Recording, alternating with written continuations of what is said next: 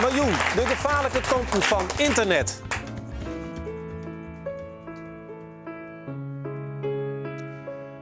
Wat je hier zeggen is grooming, oftewel binnenlokken via internet.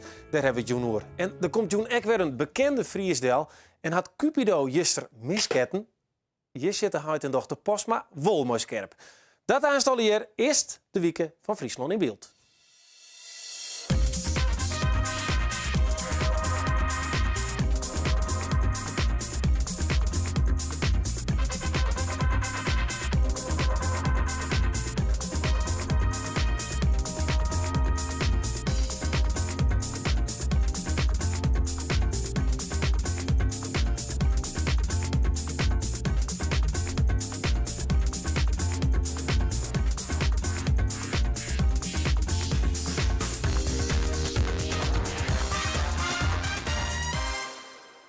De vraag die we hier op tafel lezen is: witte jou wat jou bent toch op internet? Maar haar telefoon of laptop verkennen ze een digitale wereld vol avontuur, maar ook vol gevaar. En een van die gevaren is grooming, dat is het binnenlokken via internet. En omdat het tal meldingen hiervan oprint, is de politie deze week een campagne begonnen. Zo is er een theaterstuk dat beskwam gaat om bij hem vooral ouders te waarschuwen voor grooming. En ik praat je door met Sander Veenstra, hij doet onderzoek naar internetgedrag van jongeren. En met Carine Hellinga, zij is van Vier Friesland. En zij begeleidt slachtoffers van grooming, onder andere grooming. Ik oorzaken natuurlijk een loverboy problematiek. Maar dat grooming, dat is een apart verhaal. Kinderlokkerij op internet. Hoe gaat dat in zijn werk? Hoe dat in zijn werk gaat, is dat wij heel vaak zien dat jonge meisjes toch benaderd worden door jongens op internet, waarvan ze denken dat het jongens zijn. En achteraf blijkt het vaak toch om oudere mannen te gaan. Nou, wat we zien is dat deze mannen die maken contact met deze meisjes en kijken van, goh, wat voor sites kan ik deze meisjes vinden. Gaan kijken van, welke onderwerpen vinden deze meisjes leuk. Hè? Vinden ze ponyrijden leuk of zitten ze op eten sites? Of, wat kun je er een voorbeeld van nemen? Van was het mooi maken, heeft mooi een cliënt van Dino? Ja, dat kan ik. Ik begeleid een meisje die last had van een eetprobleem. En die ging naar zo'n anorexia-site, zo'n pro-Anna-site. En daar ging ze online met verschillende mensen chatten. En zo kwam ze ook in contact met een man, een wat oudere man, waarbij het wel klikte, waarbij ze leuk contact had. Die ziet op die site omdat hij anorexia hier of zo? Nee, hij zat op die site omdat hij graag wil afvallen, was zijn idee. Maar ondertussen was het zijn bedoeling om haar in te palmen, contact met haar te leggen. En uiteindelijk haar zo in zijn greep te krijgen dat ze met hem ging afspreken. En wat je dan ziet is dat deze meisjes gaan manipuleren, gaan isoleren. Dus proberen het meisje voor zich te winnen. Maar even een stap waarom. Want er zit dus een man, pedofiel denk ik, die gaat dus bewust op die sites, omdat hij weet van hier is wat te helen. Ja, en je ziet dat, dat met name mannen uit zijn op meisjes die kwetsbaar zijn. Dus gaan ze zoeken naar meisjes die op sites zitten waarvan ze kunnen nagaan van, daar zitten kwetsbare meisjes op. En meisjes met eetproblemen, die zijn over het algemeen redelijk kwetsbaar. En zijn misschien wat makkelijker beïnvloedbaar en kunnen ze makkelijker uitbuiten en misbruik van maken. Want en hoe doen ze dat dan uiteindelijk om? Dan zeggen ze van, ik kan daar helpen. Want wanneer praat je als 15-jarig famke? Een mooie man van 40, ik bedoel. Dat... Ja, toch omdat ze dan behoefte hebben aan aandacht en het gevoel hebben dat iemand ze begrijpt, dat er iemand voor ze is en dat ze een klik hebben met iemand. En dan, dat gaat natuurlijk langzaam, bouwen ze dat contact op. Dat begint van 1 keer tot een paar keer per dag. En totdat ze redelijk vaak contact hebben, een keertje gaan afspreken, dat er wel een klik is. En dat hij zegt, ik hoef verder niks van je. En het gaat mij niet om de seksualiteit, maar ik ben een vriend van je en ik wil je steunen. En zij heeft het gevoel van, ik kan mijn verhaal bij jou kwijt en ik voel me gesteund door jou en je bent een goede vriend van mij. Maar goed, deze mannen zijn echt uit op uiteindelijk seksueel contact. Dus op seks met deze meisjes en... dat zie je dan ook. Want dat is dus echt gebeurd. Dat 15-jarige famke gaat dan uiteindelijk naar die man daar. Ja, klopt. Ja. En het seks met hem. Ja, klopt. Krijgt een relatie zelfs met hem. Ja, zonder dat iemand dat weet. Want zij heeft altijd volgehouden van, ik heb geen seks met hem. Hij is een vriend van me, hij begrijpt me goed en we hebben leuk contact. En haar ouders vonden het ook heel moeilijk, want die hadden zoiets van... we hebben die ouders dan ook. Ja, je zou zeggen van, nou ja, kom, je bent 15, blijf mooi thuis. Maar die ouders die zaten ook in een soort tweestrijd. Want die vinden het dan ook heel moeilijk om te zeggen van, ja, je mag niet gaan. Want die waren bang dat ze haar dan helemaal kwijt zouden raken. Nou, uiteindelijk hebben deze ouders wel aangifte gedaan, bij de politie ook. Ja, ook omdat hij toch wel dingen deed waar ze het niet mee eens waren. Hè. Zij ging vaker naar hem toe dan mocht. En hij hier echt seks met haar? Ja, uiteindelijk kwamen we erachter dat ze al langere tijd een seksuele relatie hadden. En deed om het hem natuurlijk. Ja, daar ging het helemaal op. En toen is zij was niet de enige, er bleken nog veel meer meisjes te zijn. Dus er is ook een grootschalig politieonderzoek op hem gezet. En, en uiteindelijk is hij opgepakt. Dus dat is grooming, dat je als pedofiel denkt, ik doe me voor als een oor. Ja. En ik palm ze in en ik krijg ze uiteindelijk z'n vier om... Klopt, dus manipulatie, chantage, dat zijn allemaal manieren waarop grote volwassen mannen vaak jongens of meisjes proberen in te palmen. Het gebeurt niet alleen bij meisjes, het gebeurt ook bij jongens.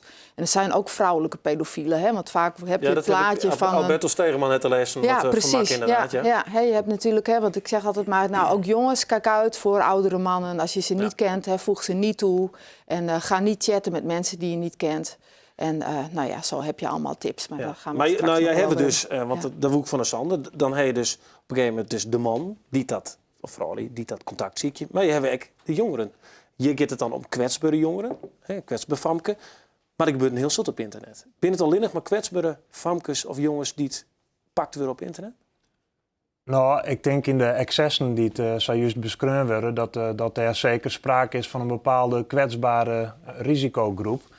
Maar over het algemeen is internet natuurlijk vooral voor jongeren een heel leuk medium. En gebeuren er vinden er allerhande interacties plaats tussen jongeren die leiden tot een offline ontmoeting waar helemaal niks misgeeft. Nee, gewoon leuke afspraken maken via Facebook of zo. Juist, maar in die geval waar het misgeeft, daar kan zij ik heel veel over vertellen. Daar gaat het toch vaak om jongeren die een bepaalde kwetsbaarheid mee zich meebrengen. Maar je hebt onderzoek die vanuit de NL. Ja. Je hebt 6300 jongeren sprutsen. Dus dat is een representatieve groep. En dan valt mij op dat een heel soort jongeren toch seksuele handelingen doen op internet. Wat doen ze dan exact? Ja, een heel soort jongeren. Het is ook even afhankelijk van... 50% zuid van ik heb wel eens wat jongen. Wel eens wat jongeren. Ja, precies. Het is even afhankelijk van waar we het over gaan. Maar dat het gaat om het zien van beeldmateriaal. Ja, dat is meer dan de helft van de jongeren had wel eens expliciet seksueel beeldmateriaal op internet zien. Is het makkelijk helemaal een telefoontje of een laptop? Juist, en dat wil ik helemaal net zeggen dat iets risicovols of iets verkeerds is. Want uit uw onderzoek blijkt juist dat die band die dat materiaal sjoggen, daar soms zelf ten eerste naar op ziek binnen. En ten tweede, als ze het sjoggen, dan vinden ze het vaak ook nog leuk of spannend. En als ze dat net vinden, dan ben ze vaak ook nog zelf redzaam dat ze dan gewoon het beeldscherm wat ze sjoggen gewoon zeg maar fotklikken. En via de praten met hun vriendjes en vriendinnetjes en zeggen er net te volle meer van aan. Nee, want er zijn dus een paar dingen die wij zelf ook even opzocht. Hey, Juster, ik zit nooit echt zo op internet, ben ik op ziek, dus ik schrok een beetje van. Maar er is dus een chatroulette. Dat is wat ouder. Kun je lezen wat de jongeren daar doen? Ja, chatroulette, dat is een sociaal medium waar jongeren mij ook chatten kennen. Maar het unieke van dit medium is eens dat je daarop inloggen en dan heb je een webcambeeld en een chatscherm en je kan daar chatten, maar je weet eens net maar waar je chatten. Want je wordt willekeurig verbonden met een oorpersoon ergens op een wereld. Heel spannend dus. Dat tegelijkertijd ik op chatroulette zit. En dan gebeurt er dit. Dit hebben we even uitgezocht. Onder oren. Oké.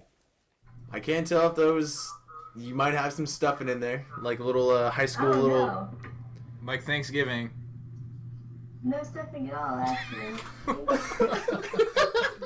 Het is nog maar betiert op een middag, dus we litten het net heel dalsje, maar er zijn een heel soort van dit soort zaken te zien. Ja. Wat is de seksuele moraal van jeugd op internet? Is dit normaal, dat zo'n famke dat doet? Ja, dit is redelijk normaal, denk ik. Ja. Dat ze hartstikke zien lid, omdat iemand erom vreegt? Ja, dat denk ik wel. Het is niet zo dat iedereen dat doet. En als het goed is en je begeleidt kinderen daar goed bij als ouders, weten kinderen ook dat het niet handig is om dit te doen.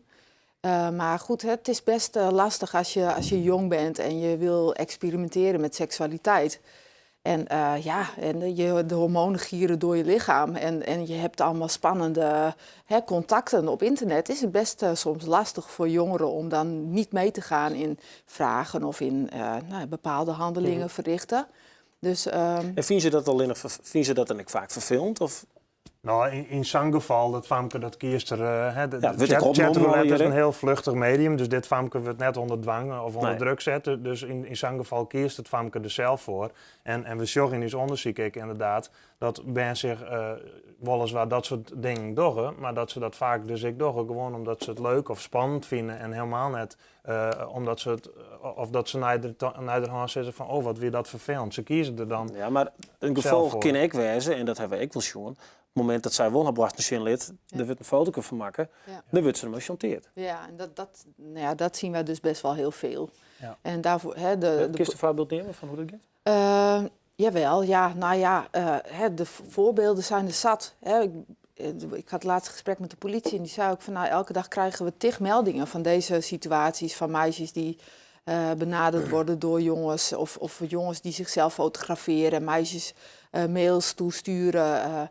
En inderdaad, wat een voorbeeld daarvan is dat ik op een gegeven moment ook een telefoontje kreeg van de politie van goh, we hebben een jongen en die heeft een foto gemaakt van zijn penis terwijl die stijf was. En dat was hij was met meisjes aan het chatten. Ja. En hij liet dat zien. En die meisjes hebben dat gefilmd of een fotootje van gemaakt. En dat ging de hele school door. Ja, en die jongen die voelde zich echt zo vervelend maar hier dat dus net in de gaten? Hij had dat niet in de gaten. Hij dacht, weet je, leuk. Weet je, in the heat of the moment, in de spanning, doe ik dat. En hij vond misschien die meisjes leuk. Maar goed, die meisjes die hebben hem gewoon eigenlijk behoorlijk in de zeik genomen. Doordat... En is dat dan grooming? Nee, dat is geen dat zie ik niet als grooming, maar dat zie ik meer als pesten. Want er zit ook een andere component nog om het verspreiden van deze beelden. Ja, absoluut. Zo die laatste vraag heeft ze meer betrekking op het bewustzijn van jongeren. Jongeren kennen wel vanuit een eigen keuze daar oergaan om dergelijke handelingen te verrichten online. Maar dat wil net zeggen dat ze zich bewust binnen van de gevolgen die dat herkennen. Want zodra een jongere dus zichzelf bleertjouwt op internet of als ze in een relatie bijvoorbeeld seksuele handelingen verrichten en het jonkje filmt dat, maar de relatie gaat uit, daar wordt op zo'n moment dat die seksuele handelingen verricht worden net toen hij dacht, maar dat de relatie dan uitgaat, dan gebeurt het wel eens dat dan dat jonkje dat filmpje verspreidt en dan maakt het er hem vaak zonder dat er dat werd schuldig aan artikel 240b van Wetboek Strafrecht, het verspreiden van kinderpornografie. Ja. En dat is zelf een section. Juist, en dat kan vierstrekkende gevolgen hebben. Ja. Maar nou wil ik eigenlijk want dat internet is dus overal. En die kunnen zelfs op hun Nintendo op internet komen. En ik heb ook een jonkje van 8, die is ook altijd rond internet. Ik hoop dat die nog wat te jong is daarvoor. Maar wat kun je doen als ouder? Hoe kun je dit voorkomen? Ja. Want een heel soort ouders vielen haar wel machtig is. Ja, ik denk wat het allerbeste is gewoon om met je kinderen in gesprek te gaan over internet. En en dan moet je natuurlijk wel kijken naar de leeftijd. Ja, sorry, maar moest je niet bemoeien. Ik ben gewoon spulletjes ontwan.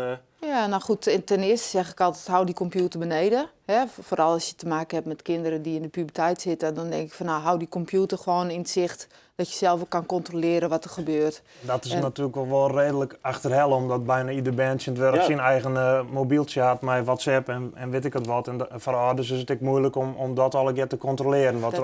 Maar je er dan als ouder gewoon maar leren leven en dan maar goed handelen als het verkeerd gaat? Nou ja, ik denk gewoon ook in contact blijven en je kinderen goed duidelijk maken wat de gevolgen kunnen zijn van als je wat vrijer omgaat met...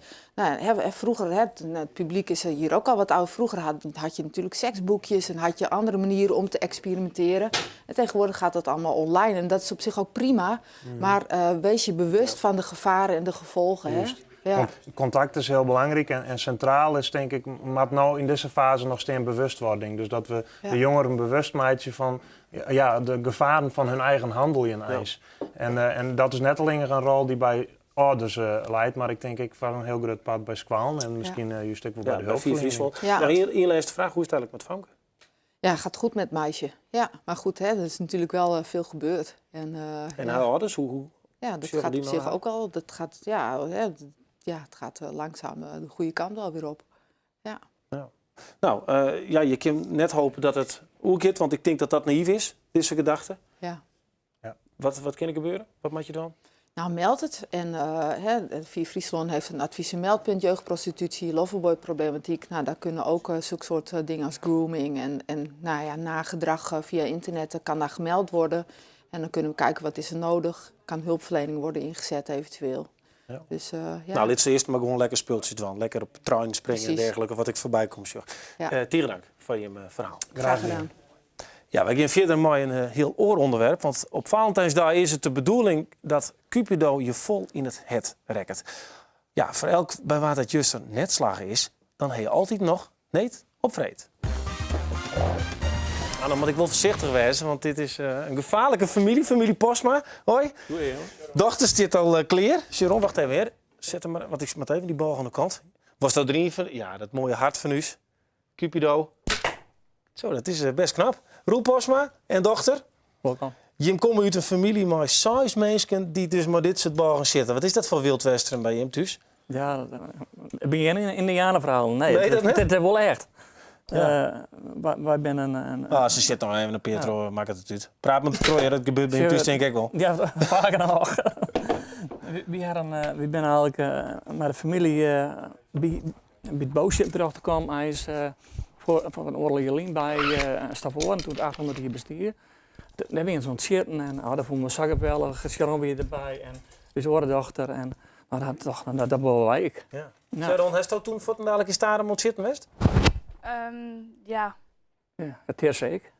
Ja, eigenlijk meteen toen we een boog hadden, eigenlijk zijn we meteen begonnen met schieten. Ja, oké. En toen toch niet van, nou, dit is uw hobby of zo? Hoe gaat het? Dan begint het bij een zagen te kriebelen, dat is raar. Dus de Björnjonkie kwam er voorbij en die zei, dat wil ik. Nou ja, dan denk je, wat wil je nou? En toen...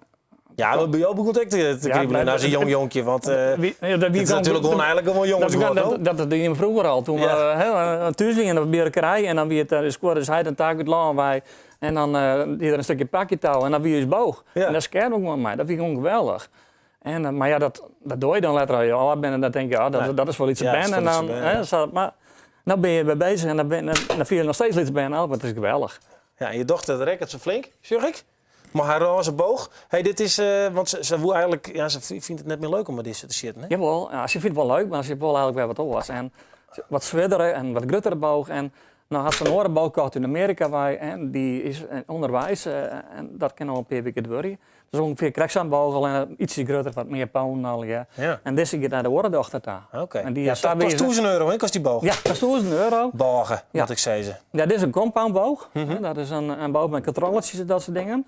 En dus het eerste einde is behoorlijk zwier. Op het eind dan heb ik gewoon dan weegt het bijna niks meer. Hey, Ja. ik eigenlijk wel even. Ja, nou. Maar ik denk dat het verstandig is dat die mensen niet even zitten gaan, dat die even naar de kant gaan. Want ik heb van het oefenuwest, krijg even. En vertel even wat mijn handicap is, want anders denken ze van, die jongen die bakt er helemaal niks van. Dat is links. Hè, en, Ja, ik ben links, ja. Ja, en dat betekent nou, dat ze een verkeerde boog hebben. We hebben geen linkse boog bij ons. Wil je mij van de tafel? Het is wel veilig, hè? Ik moest mikken daar op die lamp en dan komt hij naar ding. Nou, Ja. zal ik hem even een muziekje? Nou, heeft ik nog wat tips van mij, Roel? Ja, dan hebben we de enkele kleur aan de boetekant. Zo. Ja? Zo. En dan Hij maakt bovenop dit ding, ja, toch? op het nokje leed. Maar dat zie ik weer bijna. Zo. Hij maakt op het nokje. Ja. En dan goed, maar dat... Ja, dan moet op de wang drukken. Ja, blinder! Nou, zo goed heeft hij dan nooit weg. Voor effect. Super. Ja, daar kunnen we weer zitten. Ja. Doe maar. Nee. Nee, ik doe het net nog een keer. Goh, wat is dit leuk. Ja, dit is natuurlijk gewoon echt jongensgeword. Ik gisteren maar verder, want de vrouwen vinden dat dus kennelijk ook leuk. Ja, want ik wil even naar je club daar. Dan maak ik even goed. Dit is de boogschutters Gilde Frieske Woord. Ja, klopt. En Ierlien hier nog net één van je jet. nou, nooit. En nou hoeveel leden? 100. Zet nog even een paar van die pilken erop. Doe je, dat is leuk. Ja, 100? Er zijn nog 2 stuks en dan zit op 100. En hoe kan dat? Wij zitten er zelf van stijl van, we weten het ook net. Maar dus mensen die binnen dus op zich nice. En ja, en boosheid is op echt hard, Ja, want dat komt echt van de televisie. Ja, die Olympische Spelen. Ik heb de plat Ja, zitten, die Rick van der Ven. Die Rick van der Ven geweldig. die weer geweldig. Die weer de vierde met de Olympische Spelen.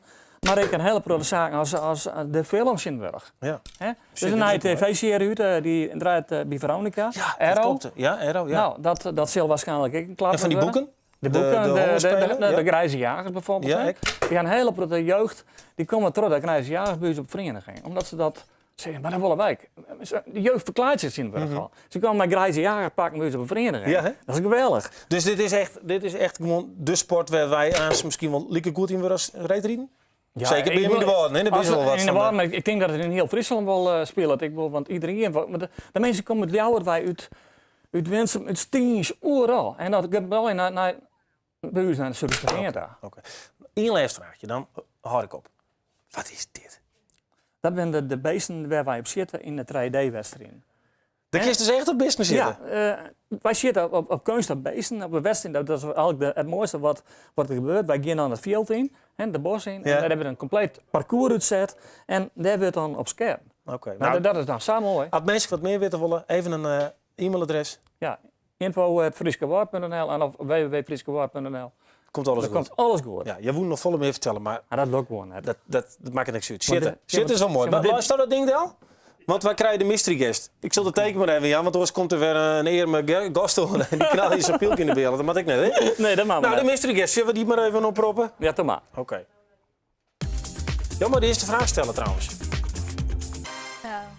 Doe je gewoon sport? Eerste vraag, doe je al een sport?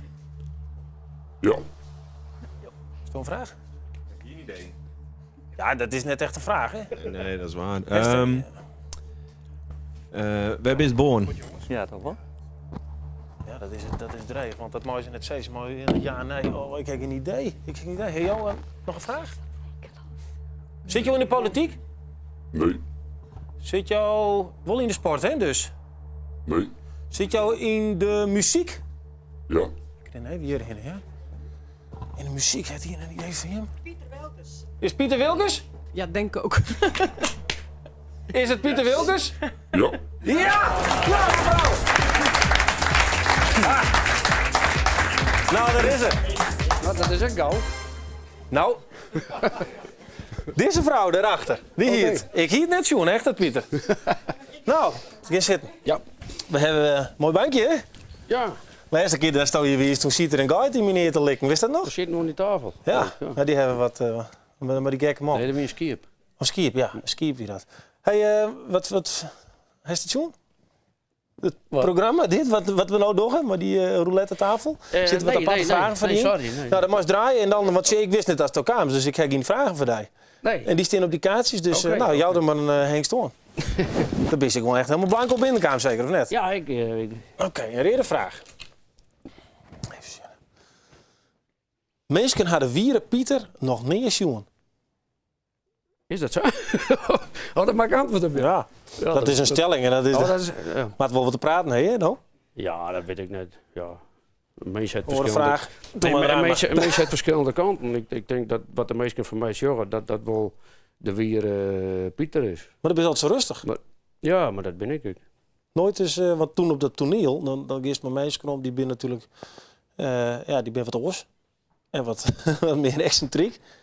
Ja, maar, dat ben ik zelfs ook. Ik bedoel, als die in de artiestenvrouw zit, dan ben je alweer apart milieu. Maar dat is wel mooi. Wat is de meest de interessante meisje komt Ja, maar zien. wat is nou het meest nieuwere persoon dat je getroffen hebt? In die, De meest interessante ja, figuur? ja. Ah ja, dat... Nee, Ian was eruit pikken. Echt, Ian? was echt een griezelig om ineens. Ja, maar dan doe ik een oorwet te kwaad. Dan kan ik nog één naam nemen. Ja, het is dreig, maar dat maakt echt Maar niet. ja, dat is moeilijk te zeggen. Ik kom een brood interessante meisje en ik vind het ook mooi om oren meisjes te dingen te doen. Mhm. Ik Maar ben- die, want dat wie Arnold, hè? Wie dat, Oh ja, nee, ja, Skip. nou ja, dat is een mooi figuur, Arnold. En waarom? Wie is Nou, dat? gewoon, het is een hele goede acteur, maar het is ook een goede collega. En ik in het schoft, als er net gerepeteerd wordt, dan hebben we wel praat. Oké. En Arnold kan trouwens ook heel mooi jongen. Tom Jones nummers. Oké. Dus dat is Dus, wel... nee, maar hij had ook interesse van muziek. En dus ja, ik zoek me Arnold. Ja, Arnold, even de achternaam maar nog, want dat was een... ja, de achternaam. Ja, dat weet ik. Dijkstra. Zullen wij Dijkstra, gewoon nog een keer hè? draaien? Arnold Dijkstra, ja. Dan mag je nog een keer draaien. Dan Oké, pakken we hem nog. We hebben een mooi bundeltje vragen namelijk voor die. Shit, dit is een jokervraag. Maar het is wel wat goed antwoorden, hè? Want er was Ik doe een mijn hele best, ik doe lele mijn vragen best. er doorheen. Hè? Ik ben solo-artiest omdat ik te eigenwijs ben voor een band. Ja, dat zal wel zo zijn, ja. Ja? Kun je Ja. het lezen? Ja, nou, er zijn mensen die vinden mij eigenwijs, ja. Maar dat ben ik ook. En dat mag je ook wezen. Op wat voor gebied best wel eigenwijs? Nou, eigenzinnig. Net zozeer eigenwijs misschien, maar ja, ik dat wel. Maar eigenzinnig. Ik weet heel goed wat ik wil en net wil. En wil ken en net ken. En, Maar het er wel eens, want de wel eens in de band zitten, toch? ja, maar zo, ik werk het les, maar te jaren met meisje, ja. Dat wel. Ja. Maar waarom past dat dan net in de band?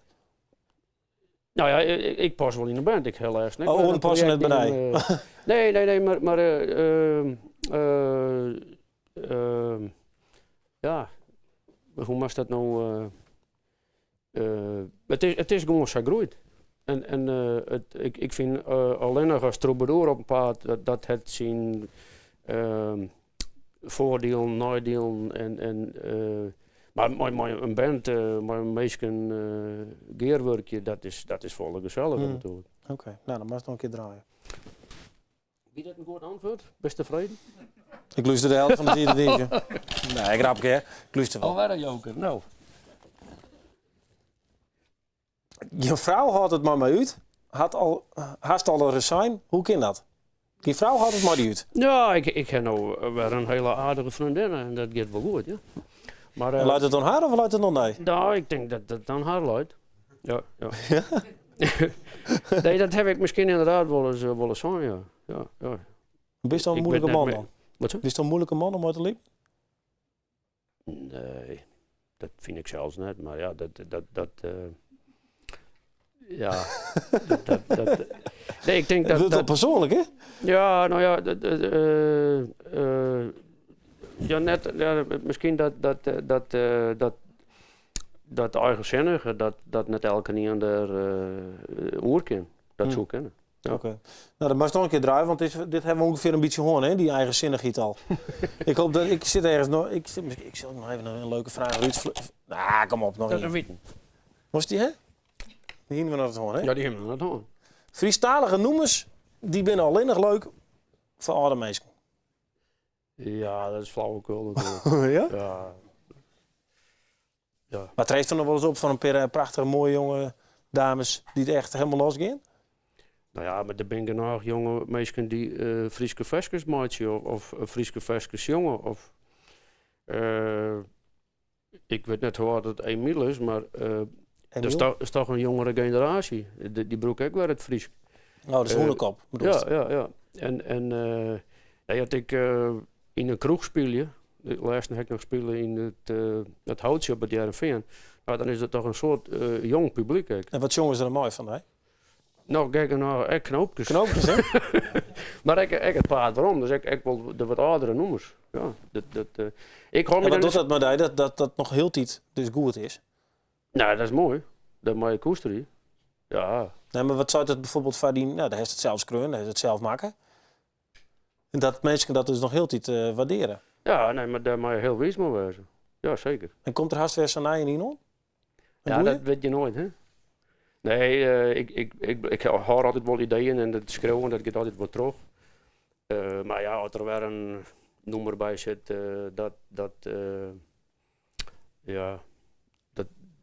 dat wist net, dat moest afwachten. Oké, nou dan wacht je. Dat probeer je zelfs wel als muzikant, als schreeuwer, heel dit meer te ontwikkelen en breder te maken. En nieuwe dingen uit proberen en zo. Want wat is nog iets, waar nog net hoe skreun is, maar dat eigenlijk nog wel in Holland zit? Net hoe leefde het begin, hè? Nou, ik heb heel net zo volle echte levensvestjes maken. Dat valt wel wat Maar uit. zit er nog iets in Holland wat Ruud maakt? Ja, genoeg. Maar wat? Hier ding? Nou, misschien echt een puur politiek noemer of zo. Heb ik nog nooit En die- waar hoe? Wat? Nou, over de bezuinigingen bijvoorbeeld. Cultureel met of op alles? Nee, gewoon die hele bezuinigingen. Een protestlied Een dus. soort van protestlied. Kies je de eerste zin van mij schetsen? Cultuur, dat is toch veel te duur? We gaan bezuinigen. Ah, die is al in de holle. Ja, wel. Ja, ik ben er maar bezig. Ja, Ja. Nou, ken je nog verder ambitie? Kom maar, maar een beetje dat performen is, nou hè, op die bank. Kameraden hand in hand met het geld naar Griekenland. We gaan bezuinigen. En, ja, dat is het. Nou ja, ik bedoel, Dat is het geraamte. ja, ik wil het hele festival. Ja, kom op, willen we het hele festje? Het internet klaar. Ja, nee, kom op. maar het Ja, nee, het refrein dan. Even een mooi stukje. nee, maar Safir is het nog niet. Teleurstellend. Nee, ja. Eigenzinnig, hè? Nee, maar Eigenwijs. als het Safir is, dan is het wel. Ja, dan steekt hij maar op die bank. Hé, hey, Pieter, bedankt. Oké. Mooi dat je er is. Blijf maar even lekker zitten. Kun je staan nog even zitten? Bist al links of rechts trouwens? Oh, dat heeft ze me ook net verteld, dat er ook nog bij komt. Ja, het publiek maar daarnaast. Wat een leuk U zit, programma dan is dit. Dan krijgt die appel nog opgeholen. Oké, meest een applaus voor Pieter. Oké. Nog even naar die minuut. Ja, de minuut. De afsluiter van het programma, maar ik vaak weer een hechtepunt. Absoluut. Of net, nou vertel eens, waar hebben wij deze minuut om te danken? Nou, wij gaan de Alpe d'Huez fietsen met zo'n persoon. En dan gaan we natuurlijk, ja, dan willen we heel in samen. Zoontje en heel toezend, dat is dus strevengetal. Dus wij hebben hele leuke acties daarvan bedacht. Dus maar dat komen natuurlijk. Dus we hebben bijvoorbeeld bij Partycentrum in Burgum, de Pleerts. Daar hebben we dan 2 maart hebben we dan bij een feestbijeenkomst. De stappers van toen. Van nou 8 uur, dus in de voorverkoop binnen elkaar maar €8,50. Nou, dat is hartstikke leuk.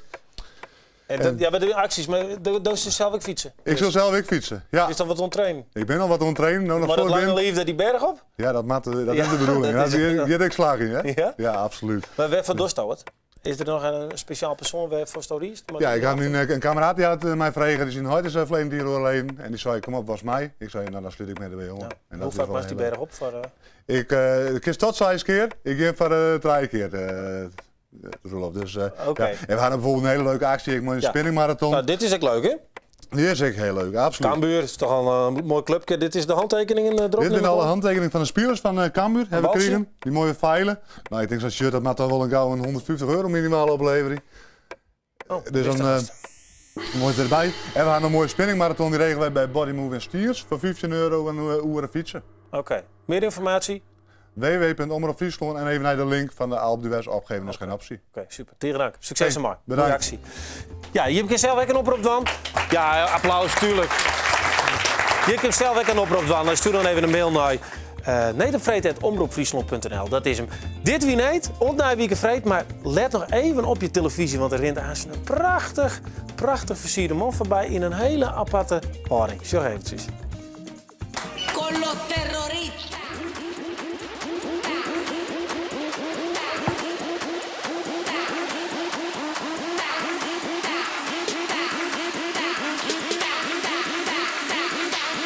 Do the Harlem Shake.